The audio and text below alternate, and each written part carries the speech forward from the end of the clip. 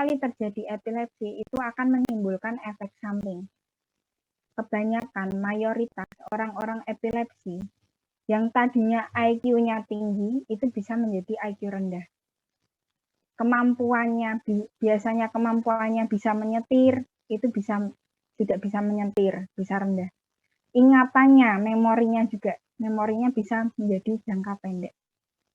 Itu karena apa? Karena otak di dalamnya itu sudah konslet, juga sudah tidak terasupi oksigen. Nah, itu makanya kenapa oksigen sangat dibutuhkan sekali pada otak. Jadi itu yang penting. Yang paling utama, oksigenasi harus tercukupi. Begitu. Atau mau menambahkan atau mau itu kurang jelas mungkin? Sudah ya? Itu Kak, kalau oksigenasi itu maksudnya tuh kayak kita memperlancar buat proses pernafasannya atau menambahkan misalnya pakai oksigen atau gimana gitu loh Kak. Oke. Ya. Jadi oksigenasi pertama kalau semisal kita tidak memiliki oksigen, setidaknya jangan rubung dia. Kan biasanya kalau orang kejang kan biasanya dirubung ya, di banyak orang yang mengerumun. Nah itu, biarkan dia menghirup oksigen. Jadi kita lebih memberikan ruang untuk dia menghirup oksigen. Itu yang pertama, ya.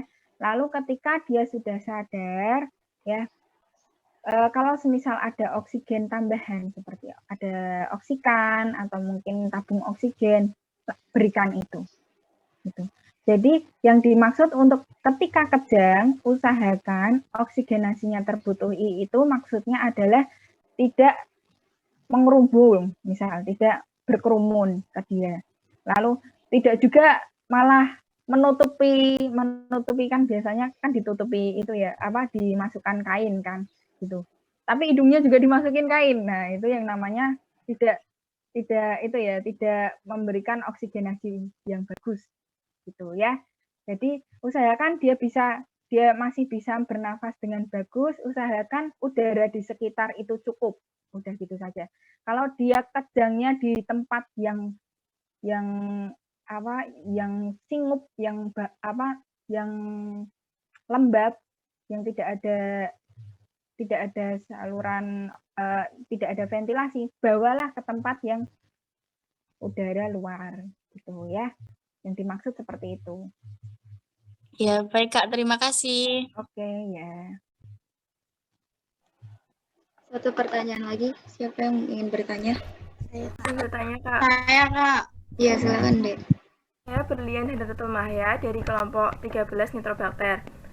Saya tuh pernah dengar kalau orang yang terkena diabetes itu dan kadar gula darahnya itu melebihi dari 200 kan harus melakukan suntik insulin. Nah, kalau suntik insulin itu kenapa ya Kak harus sesuai dengan jam yang telah ditentukan?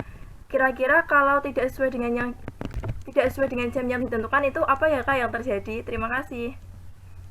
Oke, terima kasih. Wah, ini lebih rinci ya berarti ya. Kita akan memasuki bagian.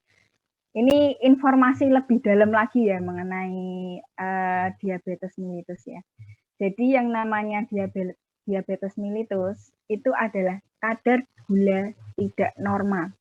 Yang namanya tidak normal itu bisa lebih tinggi, bisa lebih rendah. Ya. Jadi kadar gulanya itu tidak stabil, bisa lebih rendah, bisa lebih tinggi. Ada itu pasien saya yang kalau pagi itu kalau dicek gula darahnya itu 45.